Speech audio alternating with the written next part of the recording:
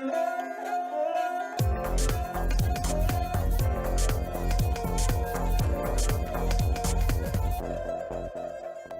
we're talking about someone who hates to be compartmentalized within boundaries, likes to call himself a creator, because he's someone who's designed something as diverse as huge buildings, to something like this gorgeous, super comfy sofa piece, to something as small as soap dispensers. We at HunarTV are super pleased to present to you Piero Lissoni.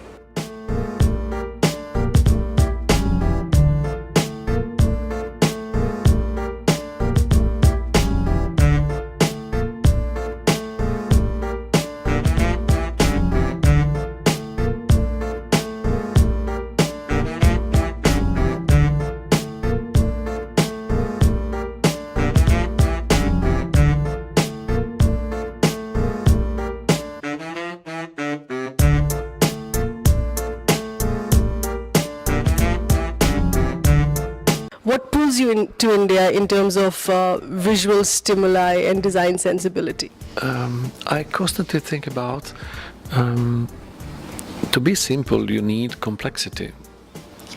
You know, I think the simplicity is a public space of complexity.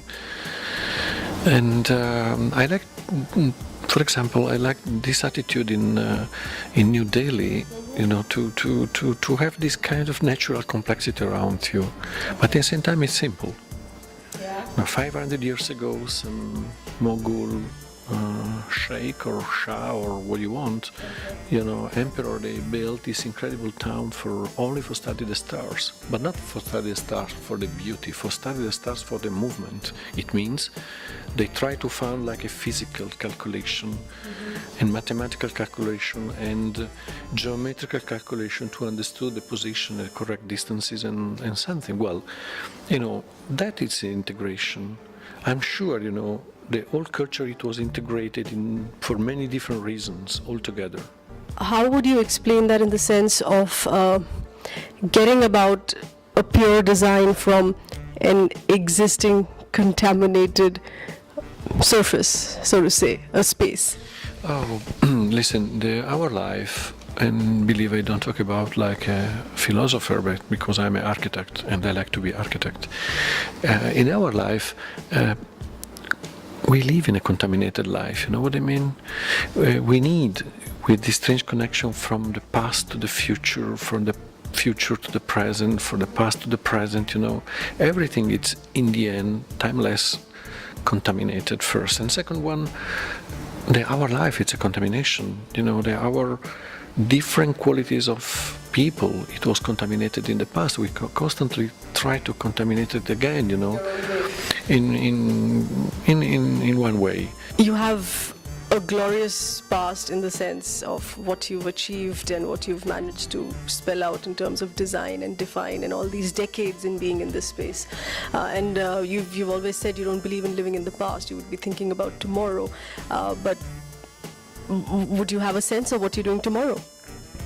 Of course, for have a sense for what I like to do tomorrow, I need to have a sense what I did in the past. You know, without respect our past, it's impossible to achieve and to think about the future. And for sure, for me, you know, I don't like to be traditional, but I like to respect the traditions. I don't like to cancel the tradition because they are not revolutionary enough. I like to understand the tradition. If something they are for me not interesting, I don't use the tradition, but for me, living with the good knowledge and the good respect for the tradition is crucial.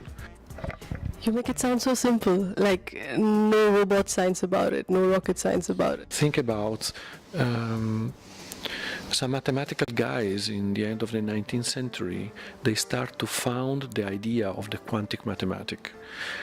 The quantum mathematics is the basic thoughts today for make the new artificial intelligences. If you don't study the past, if you don't know the past, if you don't receive some issues from the past, it's impossible to think about the future. Does that aspect of it, the functionality aspect of it, does that restrict the abstract that exists, the freehand designing that exists within you as an artist? But I'm not an artist, you know, I'm a worker. is different, you know. And in the end, I'm a public face for a big team. You know, they pay me for that because I'm so decorative. But you know, it's a teamwork. That one is crucial. You know, I'm not an artist again. Okay. I work inside in a strongly team, and I never wake up one morning with a good idea.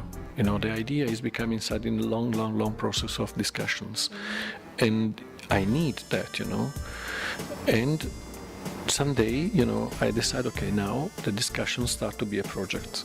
Okay. You know, one part of the project, we dismantle one part of the project and we start to do a project. I mean, that is the general sense as someone would think would have, but of course there's so much more technicalities and work and homework and revisiting one particular design that goes into creating something finally, you know. Yeah. It's a work. Absolutely. It's a pure work. Yeah. And sometimes very strong and very hard and very long, you know. Simplistic design that has become your forte as well in terms of minimalist straight lines. Not too much of that is still followed in India, largely in the middle class homes that we see. This still belongs to a niche, a certain area.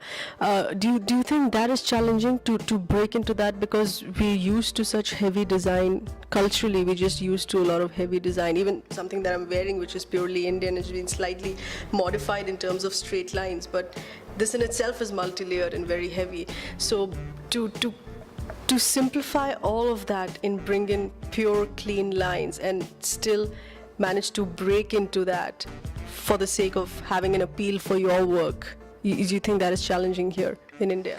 I hope. I hope for me, you know.